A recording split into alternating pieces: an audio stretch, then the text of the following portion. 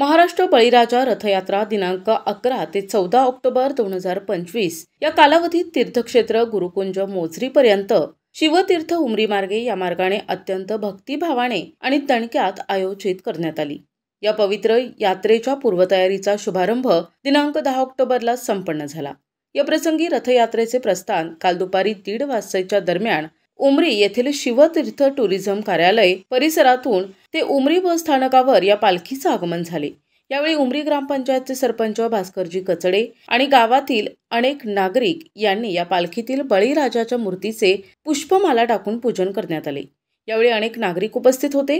या पालखी कार्यक्रमाचे आयोजक समितीचे पदाधिकारी, स्थानिक नागरिक, स्वयंसेवक आणि भाविक मोठ्या संख्येने उपस्थित होते। पारंपरिक वाद्यांच्या गजरात आणि भक्तिमय वातावरणात स्थाची सुरेख भक्त मिरवणूक काढण्यात आली। बळीराजा रथयात्रा ही श्रद्धा, संस्कृती आणि सामाजिक ऐक्याचं प्रतीक मानली जाते। या यात्रेद्वारे समाजात एकात्मतेचा संदेश दिला जातो। रथयात्रेच्या दरम्यान विविध धार्मिक कार्यक्रम, कीर्तन, सांस्कृतिक उपक्रम आणि समाज हितार्थ उपक्रमांचे आयोजन करण्यात आले। उमरी गावातून नांदा गोमुख, पिपळा, सावरगाव, काटोल या मार्गे बळीराजाची रथयात्रा प्रस्थान झाली। प्रतिनिधी मंगेश उराडे, NTV न्यूज मराठी, नागपूर।